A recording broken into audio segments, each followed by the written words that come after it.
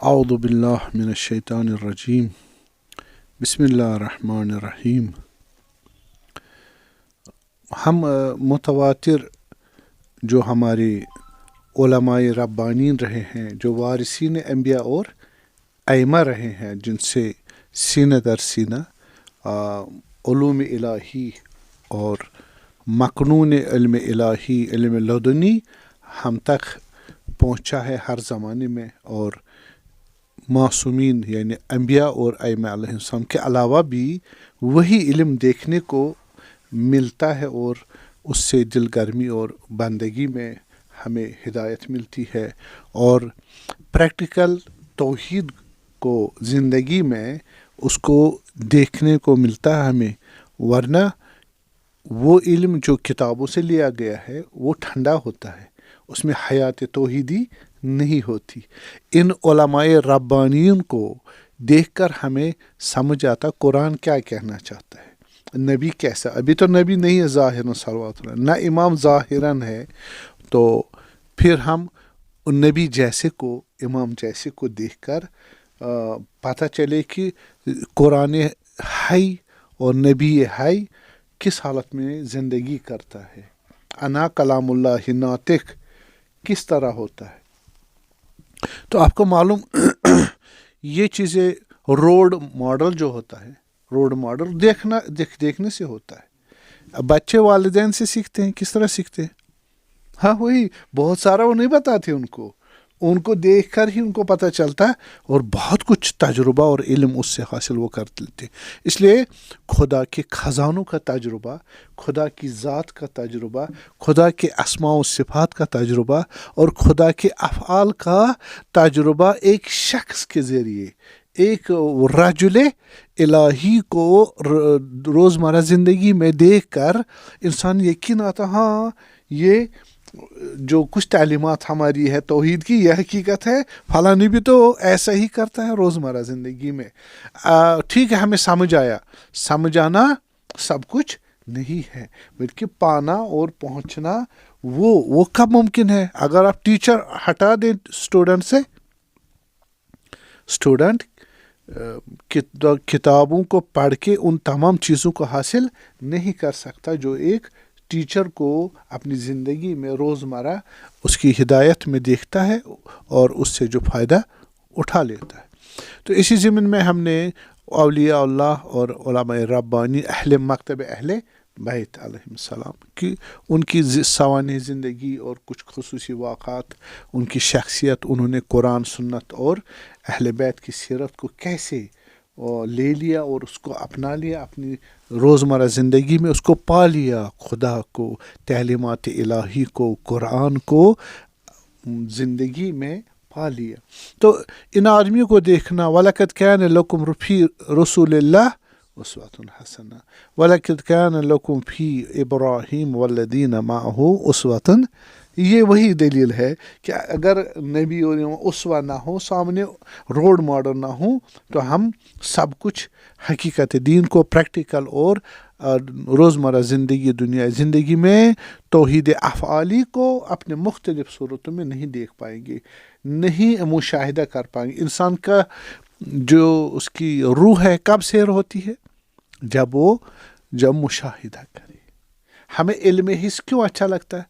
ہمیں گاڑی، مکان، بچے، بیوی، ہے نا، روٹی، کپڑا، یہ چیزیں کیوں اچھی لگتی ہیں؟ کیوں ہم ان کے پیچھے لپکے ہوتے ہیں؟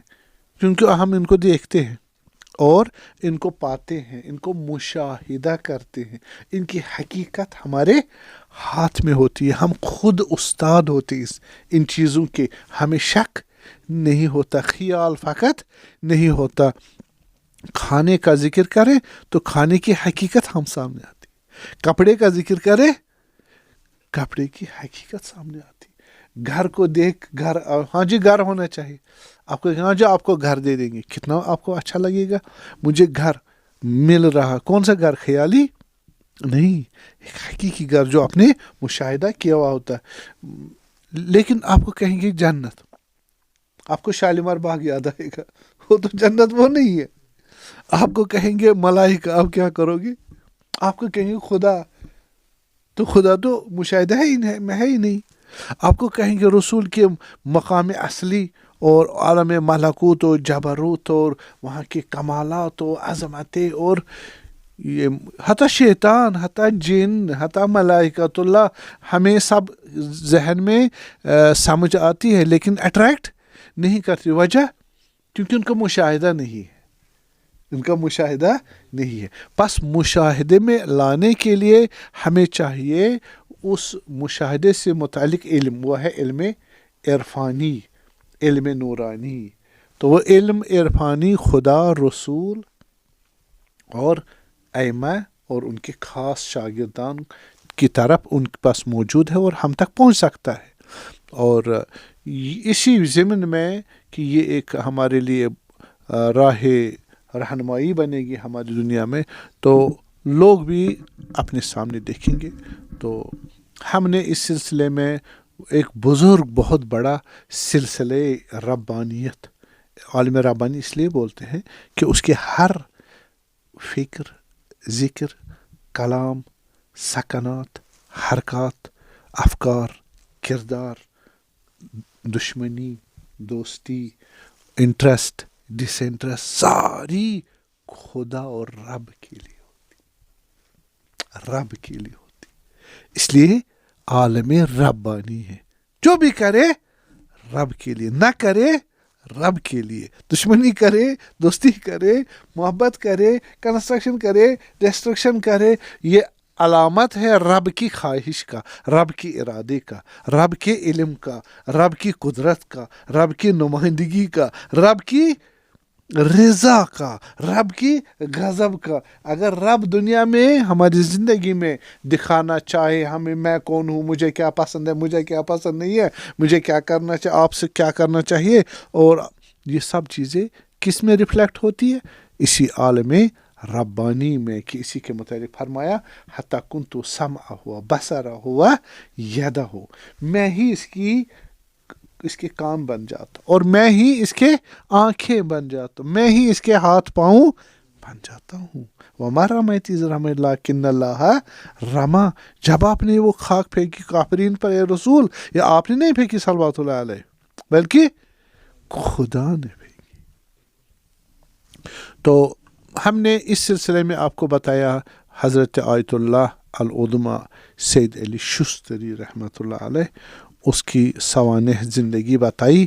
اور وہ ہے جس نے آگے ملا قلی، ملا جولا، جو ہم نے کہا جولاہے تھے، وہ پتہ نہیں کون ہے.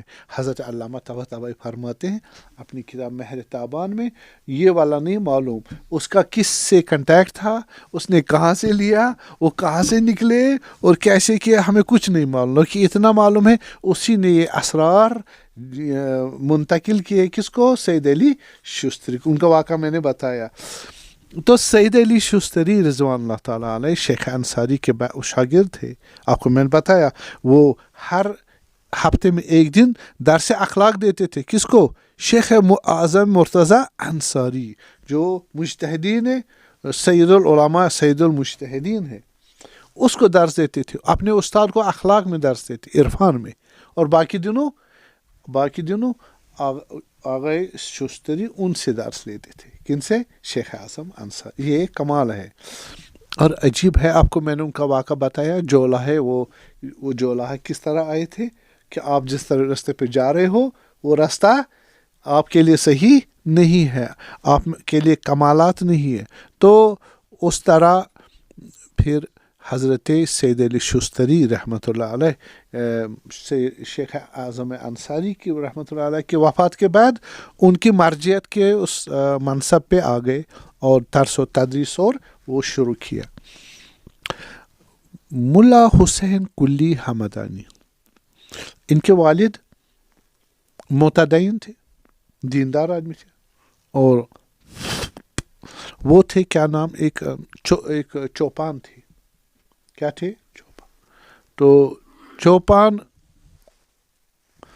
انہوں نے کیا کیا، ان کے 2 بچے تھے اور خدا سے کہتے تھے خدا بندہ میرے بچے روحانیت میں آ جائے، معنویت میں آ جائے. اس سے میری وہ بحثیں آپ کے لیے واضح ہو جائیں گی کہ میں کہتا ہوں کہ والدین کا کتنا کردار رہتا ہے کس میں؟ بچوں کے تربیت میں، نورانی بنانے میں. جن والدین نے محنت کی ہے انہی کے بچے کمالات تک پہنچے. یا آپ یہ لکھ لیں. آپ ایسے ہی کہو گے بچہ خود سے بن جائے، ہمیں نہیں معلوم، لیکن قاعدے قانون جہاں تک ہے ان کی بنیاد. ہاں، حضرت زہرا کی اولادیں دیکھیں کہاں کمال تک، تو خود کمال پر تھی. رسول اللہ کامل ترین انسان تھے، ٹھیک ہے، سلام اللہ. تو ان کو کہا کہ زہرا کو آنا دنیا میں، زہرا کو سلام اللہ علیہ دنیا میں آنا. اس کے لیے بھی رسول اللہ نے کیا انتظام کیا؟ اول عصمت تھی. ہاں جی، خود تھے محمد امین، محمد صدیق، کافر بھی کہتے تھے. اور اس کے بعد جب بعثت میں مبعوث ہو گئے اور رسول بنے، اقرا بسم ربک، 5 سال سارا یہ مقام حاصل کر کے معراج پہ چلے گئے. ٹھیک ہے جی. معراج پہ جب چلے گئے تو معراج ہوا نا. اب خود والد کتنے بڑے ہیں جو معراج پہ جائے. ٹھیک ہے جی. ہاں. اور پھر وہاں سے تو آپ کو معلوم ہے 40 دن کا چلہ بھی حضرت نے رکھا تھا. حضرت زہرا کا انعقاد نطفہ سلام اللہ علیہ، اس کے لیے کہا ایسے نہیں، 40 دن کا چلہ کرنا ہے. کس نے؟ خدا کی آبرو نے. رسول اللہ خدا کی آبرو ہے طہارت میں. اس نے 40 دن کرنا ہے، اس نے بھی کرنا اور کرنا ہے. کیوں؟ ایسا بچہ چاہے جو جس جیسا کوئی نہ ہو. تو اس کے لیے پھر گئے کہاں؟ چلہ ختم ہو گیا، معراج بھی ہو گیا. معراج میں وہاں پر جنت میں گئے. جنت سے جو میوہ ملا، وہ میوہ کس کا میوہ تھا؟ جنت کس کا ہے؟ رسول اللہ کا. میں نے عرض کیا آپ کو، جنت جہاں اپنے اعمال کا حاصل ہے، تو وہاں اس کے اعمال کا جو فروٹ ہے، ٹھیک ہے، وہ فروٹ معراج میں جنت سے لے کے اس کو نوش فرمایا. اس سے انعقاد وجود حضرت زہرا ہوا.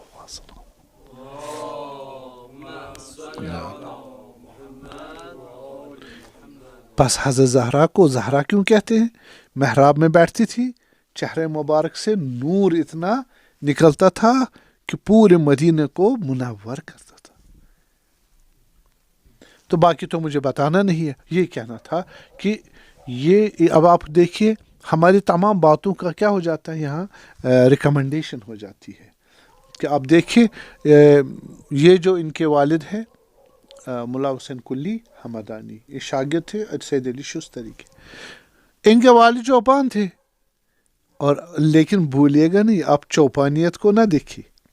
پتہ کس کے فرزند تھے؟ پتہ کس کی نسل تھے؟ جابر ابن عبداللہ انصاری. جابر ابن عبداللہ انصاری کو عظمتیں ملی کہاں سے؟ اہل بیت کی در سے محبت اور خدمت کے بدلے. 2 چیزیں ہیں. اگر در اہل بیت سے لینا ہے کچھ سلام اللہ علیہم اجمعین، کیا کرنا ہے؟ محبت عقیدے کے بعد ہی ہوگا.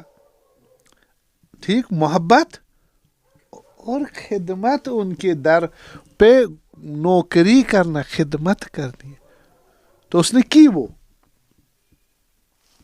اسی کے بچوں کو دیکھے، خوب بہت ساری اس کی نسلوں میں سے یہ عظیم شخصیتیں نکلی. تو حتی شیخ اعظم انصاری بھی اسی کے اولادوں میں سے، خواجہ عبداللہ انصاری بھی اسی کے اولادوں میں سے، یہ ملا حسین کلی حمدانی بھی اسی کے اولادوں میں سے ہے. بابا چوپان ہے لیکن خدا کو نہیں بھولتا یہ کس کی اولاد ہے. ارے وَكَانَ أَبُوهُمَا صَالِحًا، جد اعلیٰ صالح ہو حضرت مثلا جابر بن عبداللہ انصاری، خدا کو اب بھی معلوم ہے یہ کس کی ذریت ہے. میں نے کس وقت اس کا اجر آپ کو اگر نہیں دیا، آپ کے کمالات کا پھل پورا نہیں دیا خدا نے، تو وہ مصلحت ہوگی اور آپ کے ذریعے کو آپ کے آخرت میں آپ کو لوٹایا جائے گا اتنا کہ آپ کو اس کا تصور بھی نہیں ہوگا. تو اس کی اولاد تھی، وہاں سے گئی تہران، تہران سے گئے سبزوار، سبزوار میں ایک بہت بڑے عارف تھے. اب دیکھیے ان کو عارف ہی کیوں ملتا ہے، عارف کو استاد بھی عارف ہی ملتا ہے. یہ اتفاق ہے یا یہ انتظام ہے؟ انتظام ہے. یہ فلسفی قاعدہ ہے. اس دنیا میں اتفاق کوئی چیز نہیں ہے. ہمیں نہیں معلوم ہوتا، ہم پہ کہتے ہیں یہ ایکسیڈنٹ ہو گیا، یہ انسیڈنٹ ہو گیا، یہ پتہ نہیں، یہ اتفاق، دس از چانس، یہ بائی چانس ہو گیا. بائی چانس کچھ نہیں ہوتا. خصوصاً کمالات اور انسان کی جو منازل بالا ہے، بلندیاں ہیں، ان کو حاصل کرنا اتفاقی نہیں ہوتا. تو ہمیں نہیں معلوم ہوتا. تو یہ گئے ملا حاجی سبزواری کے پاس، پڑھا انہوں نے نفس قدسیہ اس پہ اثر کر گئی، اور وہاں سے چلے گئے پھر نجف اشرف. نجف اشرف میں ان کے استاد بنے کون؟ فقہ اصول میں شیخ اعظم حضرت مرتضیٰ انصاری رحمت، بہت عظیم استاد تھے. ظاہر فقہ ان سے پڑھا اور مجتہد بنے، مجتہد بنے. مرجعیت کی طرف رغبت نہیں کی، رغبت نہیں کی. ہاں، ریاست اور پھر میں حکومت کا، لوگوں کے شیعوں کے مرجع اور بڑے ہونے کی نہ بھاگتے تھے. میں نے کہا ہمارے علماء اکثر شہرت سے اس کو کہتے بدنامی کیا بولتے؟ بدنامی. وہ بھاگ دیتے اس سے. تو کام تو انجام دیتے تھے، اپنی کام، اپنے جو وظائف ہے وہ انجام. تو انہوں نے جب گمنامی کا وہ کیا، راہ اختیار کی، تو ٹھیک ہے.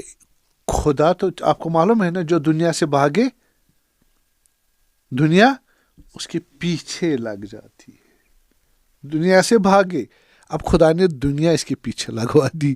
سارے علماء جن کا دل نورانیت تھی، علم کے متوالے تھے، وہ ڈھونڈ ڈھونڈ کے ان کے گھر پہنچ گئے.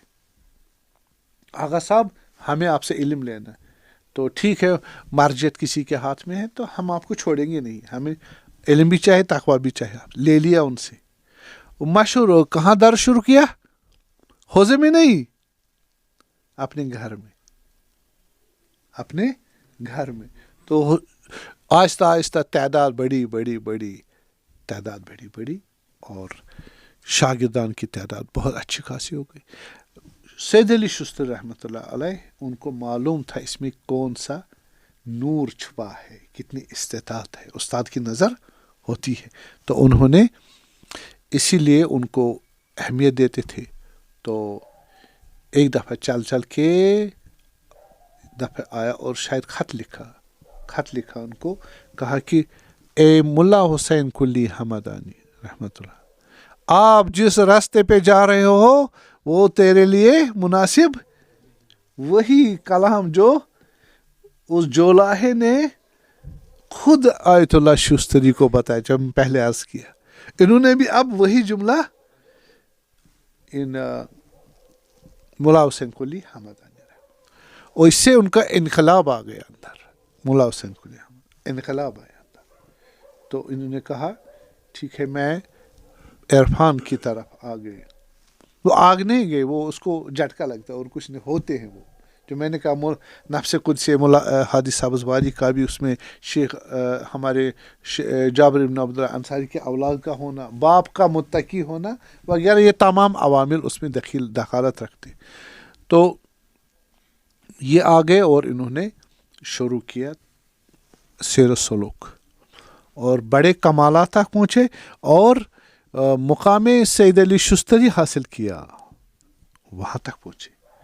تو اب عظیم شاگردوں کی تقریباً جو کتابوں میں لکھا ہے 20 بڑے بڑے عارف اور مجتہدوں کو تربیت کیا، نامدار یعنی بڑی بڑی شخصیتوں کو کیا، جن میں شیخ محمد بہاری حمدانی رضوان اللہ تعالیٰ اور سید احمد کربلائی رحمۃ اللہ تعالیٰ علیہ.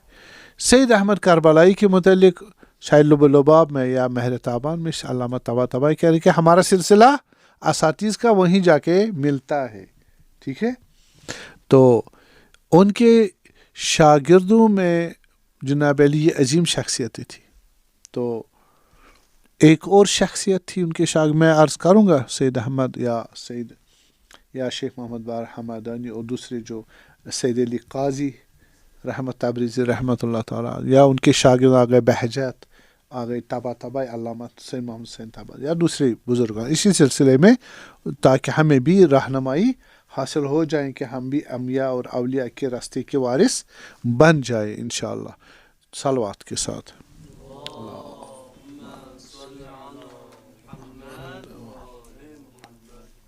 تو پھر اس کے بعد یہ ہوا کہ وہ جناب علی، ان میں سے ایک شاگرد جو تھے وہ آغا جواد ملکی تبریزی، آغا جواد ملکی تبریزی، یہ استاد ہے ہمارے عظیم مرجع آیت اللہ روح اللہ خمینی، اس کے استاد عرفان ہے، ٹھیک ہے۔ تو یہ سلسلہ بھی آگے سید علی شستری تک ہی ختم ہو جاتا، خمینی صاحب کا سلسلہ عرفان بھی کس کے تھرو؟ آغا جواد ملکی تبریزی۔ یہ آغا جواد ملکی تبریزی جوان تھے، آئے تبریز کے تھے، ملا حسین قلی حمدانی کے پاس آئے، ان سے کہا کہ 1-2 سال ہو گئے مجھے آپ کی شاگردی میں، لیکن مجھے آثار معنوی نہیں دکھا رہے، کمالات عرفانی مجھے دکھائی نہیں دیتے، تو وہ کیسے مجھے ملے؟ تو آغا حمدانی، ملا حسین قلی حمدانی رحمۃ اللہ، انہوں نے کہا، استاد نے کہا کہ ٹھیک ہے، آپ کہاں کے ہو؟ آپ کا نام کیا ہے؟ کہا میرا آغا جواد ملکی تبریزی ہے رحمۃ اللہ علیہ۔ تو پھر کہا مگر آپ نہیں جانتے مجھے؟ تو کہا یہ سوال ذرا سنگین تھا۔ آغا جواد تبریزی نے فرمایا آپ نہیں مگر مجھے جانتے۔ اچھا، کہا وہاں جو اس علاقے کے آپ کے تبریز کے یہ ملکی خاندان ہے، یہاں ملک ہوتا وہاں ملکی ان کا، تو کہتے ان میں سے فلانی کو جانتے ہیں آپ؟ تو آغا ملکی جواد تبریز نے رحمۃ اللہ نے فرمایا کہ وہ ان کی نظر میں وہ بد آدمی تھے، اچھے شائستہ نہیں تھے، شائستہ افراد نہیں تھے، تو اظہار کیا کہ نہ وہ کوئی اچھے نہیں ہے، ہم ان میں سے نہیں ہیں۔ تو اس پہ استاد نے کہا کہ آپ ایسا کرو گے کہ انہی بد جو آپ کے خاندان کے ہیں ان کے جوتے آپ نے ان کے سامنے سیدھے کرنے ہوں، جوتے سیدھے کرنے، مثلا مسجد میں گئے، اب ان کے جوتے جو ہیں وہ ٹھیک کرنا ان کے سامنے، جیسے نوکر کرتا، اور جب آپ یہ کام کر چکے پھر میں خود آؤں گا آپ کے پاس۔ تو اس کا اثر عرفانی زبردست تھا، یعنی تکوینی عرفانی اثر تھا۔